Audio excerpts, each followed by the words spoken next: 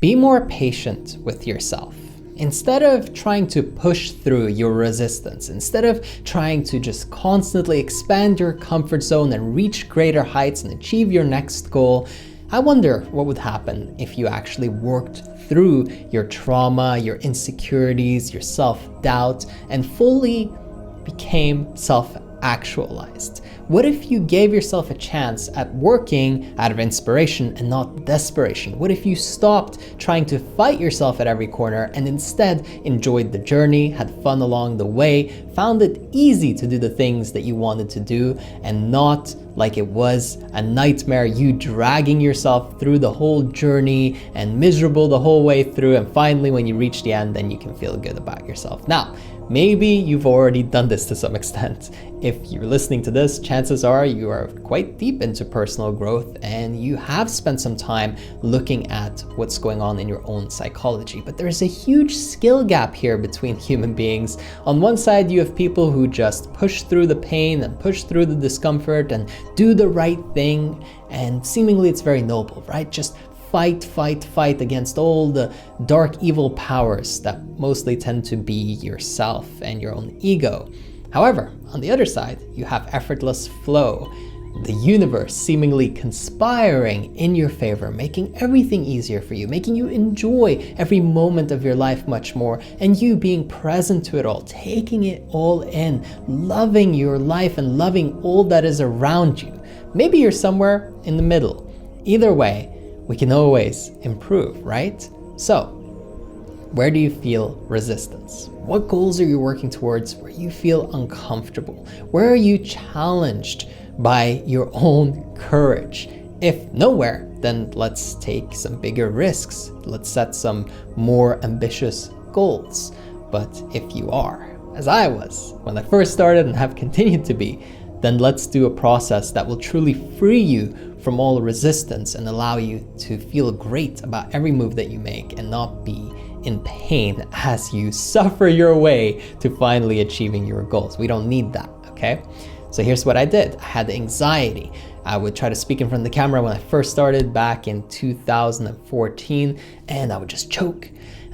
And I tried to start in January of 2014 and I couldn't. I didn't publish anything. I held myself back. I was in resistance to myself. I tried to make an intro for my channel and what I was trying to do, and nothing was working. I just felt like an idiot. I couldn't do it. I was passionate about self-improvement and even entrepreneurship, but I didn't know how to move forward and I didn't feel like I was good enough. I was judging myself so harshly.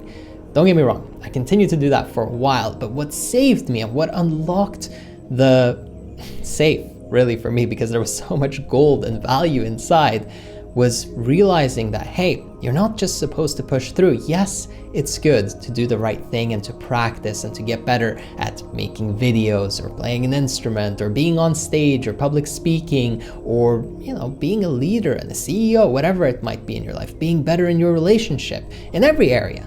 But preferably, you're doing it from a place of ease. And the way that you get there is not just through the practice and not just by getting good at the thing.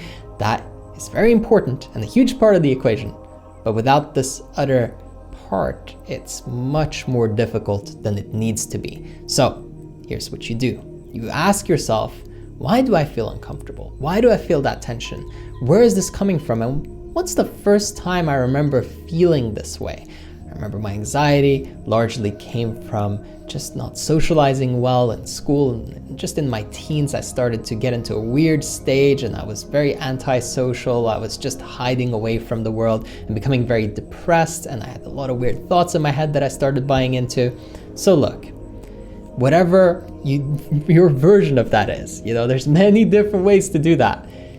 Examine it. Understand, why am I such a perfectionist? Or why am I so sloppy and I just let things go on the other end of the scale, right? It doesn't matter what your version is. It matters that you see yourself for who you are and how you're behaving and start examining why. Why do I show up this way? Where did I learn this from? What lesson was it really trying to teach me? And what's the opportunity here? Because here's the beauty of it. I found out that anxiety and that fear was really there to try to show me, hey, people will judge you.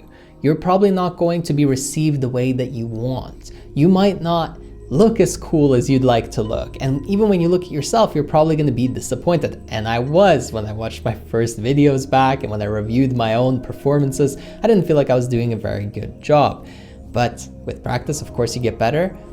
Even more so when I changed my state and unlocked that resistance, everything became way easier, and it will for you too. I can promise you that, because I've seen it with hundreds and hundreds and hundreds of clients. So here's what I need you to do. Examine where that resistance is coming from, understand yourself, really question yourself, and now accept yourself.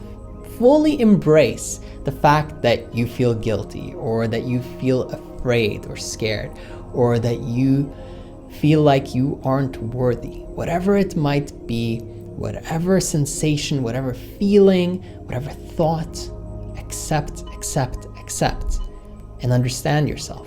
Why would you feel this way? It makes sense, doesn't it? Probably something traumatized you, an event or a person did something to you in your life. Maybe multiple people treated you a certain way, and it taught you that this is how love works, right? If somebody's been in an abusive relationship once, twice, or 3 times, that's what sinks into their subconscious mind. This is what a relationship looks like. It's not supposed to look that way, but we get taught through our reference experiences that this is how this area of my life is meant to look like. This is what love is. This is what success is. Success is grinding, hustle, pushing yourself, right? Despite proving everybody wrong. No, it doesn't have to be that way. So let's teach ourselves some new tricks, right? Even if you're an old horse. Or an old dog. The point is that if you can really start to look at, okay, here's where it's coming from. I can accept it. I can integrate it. And I understand why it's part of me. And now I can decide how I want to show up, how I want to feel, because I'm not in resistance to myself anymore. So I realize the anxiety is there. I start to process that. I start to understand where it's coming from, what it's based in. And then I look at, okay, well, how do I want to feel? How do I want to show up into what I'm doing? And I want it to be relaxed. I want it to have a good time. Don't you? Right? So then I decided that's what I'm going to do. And was there some resistance there? Yes. But when you practice feeling a certain way, it becomes habitual. Your emotions are very habitual. In fact, I can bet that you can list your top 5 emotions that you feel on a frequent basis. And it's unlikely that you are really going far away from those 5 within a week, within even a month, and most likely even within a year, you'll stick to ballpark the range of those 5 emotions.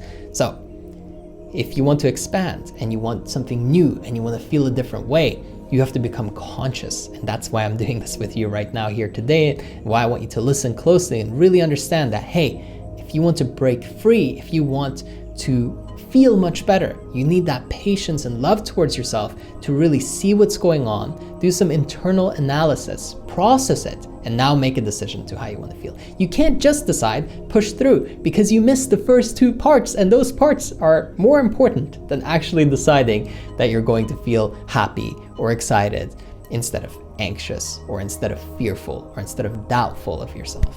Okay?